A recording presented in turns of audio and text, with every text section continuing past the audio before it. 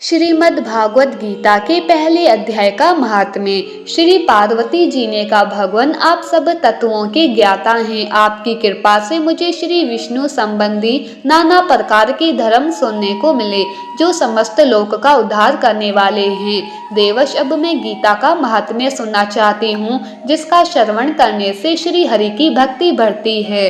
श्री महादेव जी बोले, जिनका श्री विग्रह अलसी के फूल की भांति श्याम वर्ण का है, पक्षी राज गरुड़ ही जिनके वाहन हैं, जो अपनी महिमा से कभी च्युत नहीं होते तथा शेष नाग की शैया पर शयन करते हैं, उन भगवान महाविष्णु की हम उपासना करते हैं।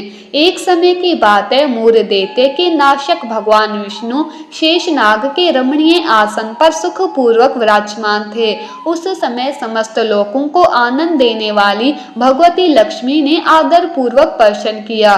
श्री लक्ष्मी जी ने पूछा, भगवान आप संपूर्ण जगत का पालन करते हुए भी अपने ईश्वर के प्रति उदासीन से होकर जो इस क्षीर सागर में नींद ले रहे हैं, इसका क्या कारण है? श्री भगवान बोले, सुमुखे मैं नींद नहीं लेता हूँ, अपितु तत्व का अनुसरण करने वाली अंतर्दृष्टि के द्वारा अपने ही माहेश्वर तेज का साक्षात्कार कर रहा हूँ। ये वही तेज है जिसका योगी पुरुष कुशाग्र बुद्धि के द्वारा अपने अंतःकरण में दर्शन करते हैं तथा जिसे मानसिक विद्वान वेदों का सार तत्व निश्चित करते हैं।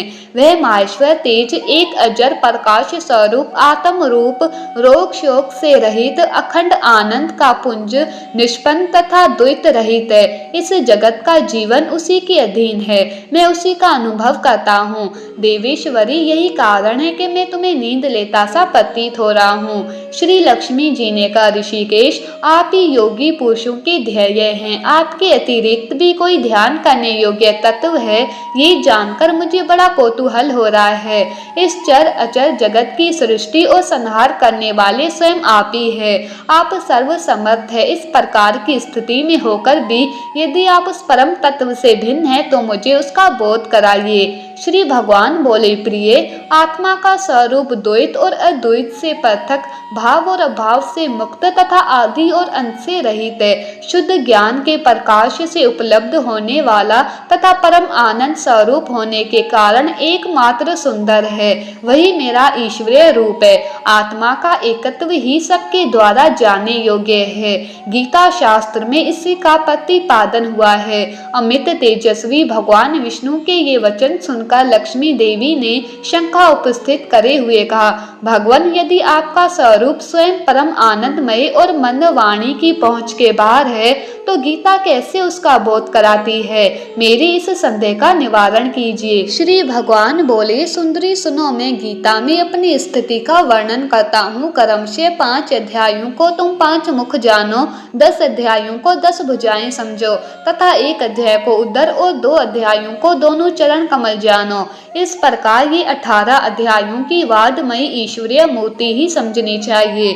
ये ज्ञान मात्र से ही महान पातकों का नाश करने वाली है। जो उत्तम बुद्धि वाला पुरुष गीता के 1 या आधे अध्याय का अथवा 1 आधे या चौथाई श्लोक का भी प्रतिदिन अभ्यास करता है, वह सुशर्मा के समान मुक्त हो जाता है। श्री लक्ष्मी जी ने पूछा, देव सुशर्मा कौन था, किस जाति का था और किस कारण से उसकी मुक्ति हुई? श्री भगवान बोले, प्रिय सुशर्मा बड़ी खोटी बुद्धि का मनुष्य था। पापियों का तो वह शिरोमणि ही था। उसका जन्म वैदिक ज्ञान से शून्य और क्रूरता पूर्ण कर्म करने वाले ब्राह्मणों के कुल में हुआ था। वह न ध्यान करता था, न जप, न होम करता था, न अतिथियों का सत्कार। वो लंपट होने के कारण सदा विषयों के सेवन में ही लगा रहता था। हल जोतता और पत्ते बेचकर जीविका चलाता था। उसे मदिरा पीने का व्यसन था तथा वह मांस भी खाया करता था। इस प्रकार उसने अपने जीवन का दीर्घ काल व्यतीत कर दिया। एक दिन मूढ़ बुद्धि सुशर्मा पत्ते लाने के लिए किसी ऋषि की वाटिका में घूम रहा था। इसी बीच में काल रूपधारी काले सांप ने उसे धंस लिया। सुषमा की मृत्यु हो गई। तदंतर वो अनेक नरकों में जा वहाँ की यातनाएं भोग कर मृत्यु लोक में लौट आया और वहाँ बोझ ढोने वाला बैल हुआ। उस समय किसी पंगु ने अपने जीवन को आराम से व्यतीत करने के लिए उसे खरीद लिया। बैल ने अपनी पीठ पर पंगु का भार ढोते हुए बड़े कष्ट से 7-8 वर्ष बिताए। एक दिन पंगु ने किसी ऊंचे स्थान पर बहुत देर तक बड़ी तेजी के साथ उस बैल को घुमाया। इससे वह थक कर बड़े वेग से पृथ्वी पर गिरा और मूर्छित हो गया। उस समय वहां कौतूहलवश आकृष्ट हो बहुत से लोग एकत्रित हो गए। उस जन समुदाय में से किसी पुण्य आत्मा व्यक्ति ने उस बैल का कल्याण करने के लिए उसे अपना पुण्य दान किया। तत्पश्चात कुछ दूसरे लोगों ने भी अपने अपने पुण्यों को याद करके उन्हें उसके लिए दान किया। उस भीड़ में एक वेश्या भी खड़ी थी।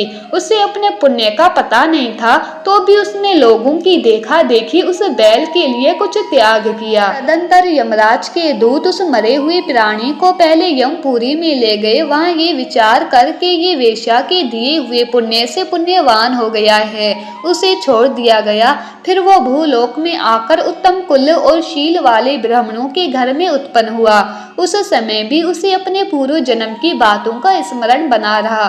बहुत दिनों के बाद अपने अज्ञान को दूर करने वाले कल्याण तत्व का जिज्ञासु होकर वह उस वेश्या के पास गया और उसके दान की बात बतलाते हुए उसने पूछा, तुमने कौन सा पुण्य दान किया था? वेश्या ने उत्तर दिया, वो पिंजरे में बैठा हुआ तोता प्रतिदिन कुछ पढ़ता है, उससे मेरा अंतःकरण पवित्र हो गया। उसी का पुण्य मैंने तुम्हारे लिए दान किया था।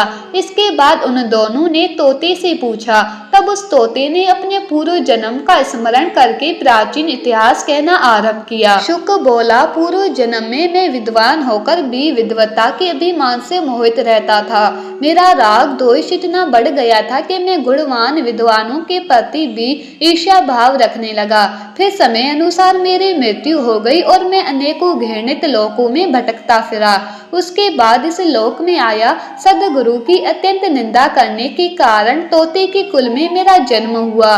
पापी होने के कारण छोटी अवस्था में ही मेरा माता पिता से वियोग हो गया। एक दिन मैं ग्रीष्म ऋतु में तपे मार्ग पर पड़ा था। वहां से कुछ श्रेष्ठ मुनि मुझे उठा लाए और महात्माओं के आश्रय में आश्रम के भीतर एक पिंजरे में उन्होंने मुझे डाल दिया। वहीं मुझे पढ़ाया गया। ऋषियों के बालक बड़े आदर के साथ गीता के प्रथम अध्याय की आवृत्ति करते थे। उन्हीं से सुनकर मैं भी बारंबार पाठ करने लगा।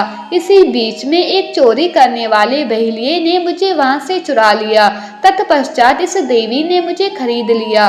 पूर्व काल में मैंने इस प्रथम अध्याय का अभ्यास किया था, जिससे मैंने अपने पापों को दूर किया है। फिर उसी से इस वेश्या का भी अंतःकरण शुद्ध हुआ है और उसी के पुण्य से ये द्विज श्रेष्ठ सुषमा भी पाप मुक्त हुए हैं। इस प्रकार परस्पर वार्तालाप और गीता के प्रथम अध्याय के महात्म्य की प्रशंसा करके वह तीनों निरंतर अपने अपने घर पर गीता का अभ्यास करने लगे।